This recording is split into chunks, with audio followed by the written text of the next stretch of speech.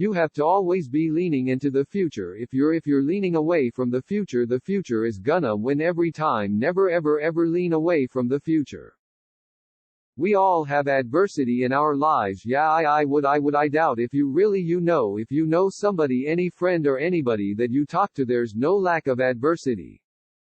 And by the way, that's good because it's what teaches us how to get back up. You fall down, you get back up. It always happens, and you get certain gifts in life and you want to take advantage of those. But I guess my advice on adversity and success would be to be proud not of your gifts but of your hard work and your choices. So you may be the kinds of gifts you get light.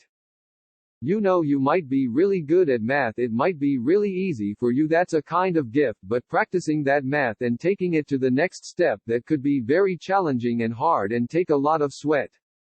That's a choice. You can't really be proud of your gifts because they were given to you. You can be grateful for them and thankful for them, but your choice is you choose to work hard. You choose to do hard things.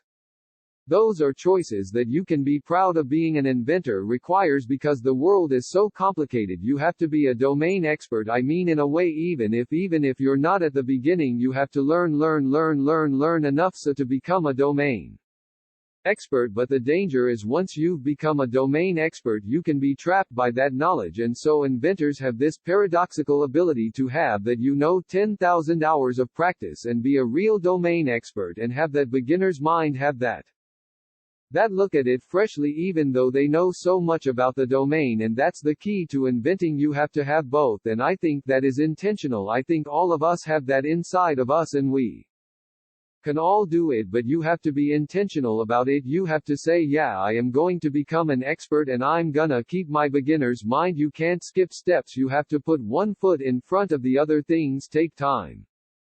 There are no shortcuts, but you want to do those steps with passion and ferocity. It's easy to have ideas. It's very hard to turn an idea into a successful product.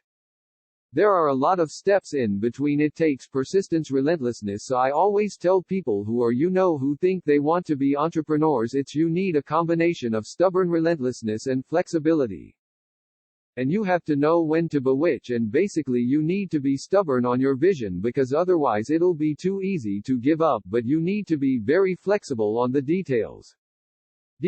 Because as you go along pursuing your vision, you'll find that some of your preconceptions were wrong. You're gonna need to be able to change those things. So I think taking an idea successfully all the way to the market and turning it into a real product that people care about and that really improves people's lives is a lot of hard work. Don't try to chase what is kind of the hot passion of the day. I think we actually saw this. I think you see it all over the place in many different contexts, but I think we saw it in the internet world quite a bit, where it's sort of peak of the sort of internet mania. And say 1999, you found people who were very passionate something. They kind of left that job and decided, I'm gonna could do something in the internet.